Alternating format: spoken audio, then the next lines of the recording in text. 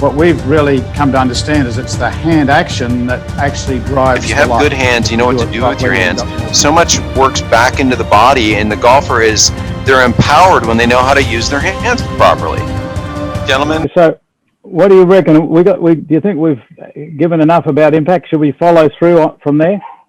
I do. I think so. Yeah. I think, if I went back in time, I would say that the viewers would not have the patience to have had to deal with my coach, because my coach, George Knudsen, took us kids. We were thrilled to be a part of his a program. It was a free program to us. The first few days of the program, Peter, all we did was this. I mean, for 3 hours, okay, for a few days in a row, I think George was trying to test us to see who would crack first, to be honest.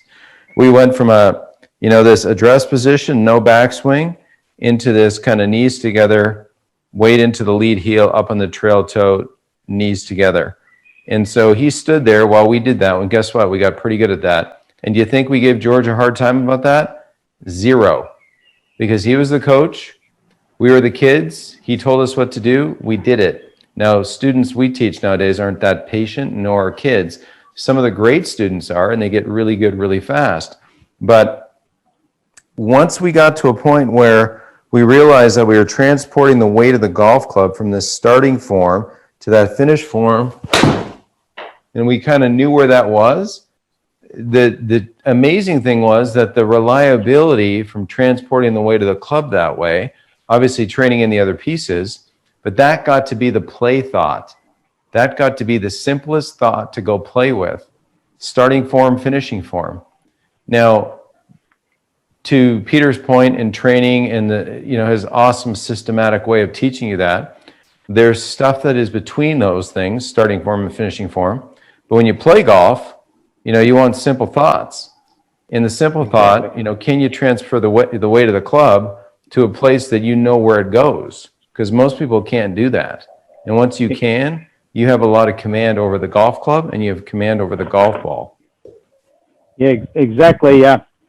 One thing I'd like to share, just a little story about if we bypass the actual precision of building the follow through, we talk about the finish.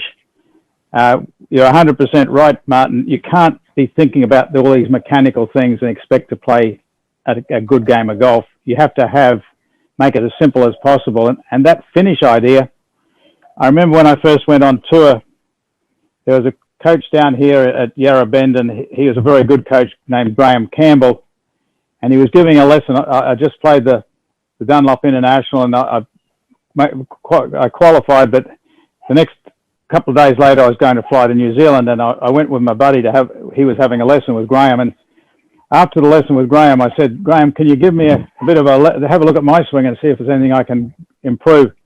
And what he said was that exact thing, finish. He said, every shot, when you finish, he says, I want you to hold your finish in balance, keep your knees together as best you can, and smile. Got to smile, and because you got to enjoy the hit. And he says, watch the ball till it stops rolling. So I went to New Zealand. First tournament on the second tournament on the tour, and all the World Cup guys were there, and I finished 11th.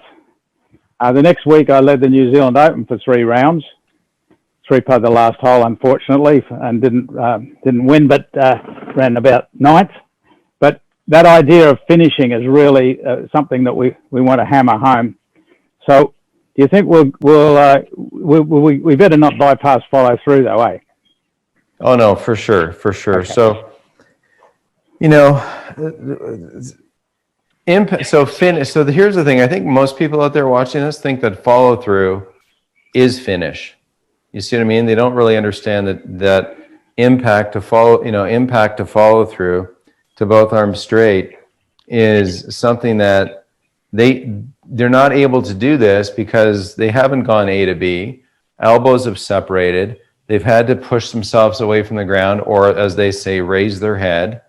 And they haven't taken the steps in order to go from address, create some energy on the backswing in a short shot, but to go to follow through, you know, to both arms straight. And if I did this toward the camera, you know, this sense of, you know, you saw Peter show so nicely. And here's the thing, for the viewers watching, Peter's not 42 anymore, okay? So what you saw him do with his pelvis opening and his shoulder alignments looked fantastic, okay? And very, very capable. And I think everybody's capable of these positions to kind of have this lovely follow through before the club slows down in style into what I call a finish. Now, yeah, absolutely have to have perfect style in a finish. You don't. A lot of kids nowadays smash it and they fall all over the place. But for most of your scoring shots, let's be honest, and if you want to have the most success finding the fairway, style in your finish is important. If you want to risk being a little bit out of balance and swing a little harder, that's purely up to you and welcome, because we see that on tour quite a bit these days. But follow through is huge, and follow through is not finish. Follow through is a simple place of where both arms eventually go straight. Fantastic. I'll use the yards. I'll use the club first, if I can, Martin, just to show that where the end. See, if you know how something starts, you change it, and where it stops, you've got a chance of controlling it. So the actual impact zone starts from this position here, where you've really turned as much as you can. Your shoulders are down as much as you can. Your hands are forward, right arm bent. The end of the impact is when both arms first get straight and you're fully uncocked and the club shaft is in line with that lead arm. Now, from this area, while it stays in line, this is kind of the beginning of follow through, and the follow through continues until you start to break down either the elbows or the wrists. And that's when we're going to go into the finish. So if you want to drill it in and help yourself to a better finish, you really need the impact zone first, the follow through second, and then the finish becomes a kind of what we call a no-brainer. And then if someone says, "Oh, you're a natural, you know, you finish, you look so good." Well, you can train yourself to look that good. So here's address. I'll just move that a little bit now. Address, beginning of impact, the end of impact zone, the beginning now of follow through. Now I keep the thumbs down, both arms straight. Now to go from here, I need to allow the club face to release fully. I've released the club shaft and the club head. Now the only thing left is the club face. So this left hand, it doesn't go out there. It now, when you run out of right arm, it now starts to turn around the corner, you see. And when that left hand is allowed and you encourage it to keep rotating this way, it not only keeps your left arm connected here and protects your shoulder socket, it causes the right side of your body to have to rotate and come up to balance.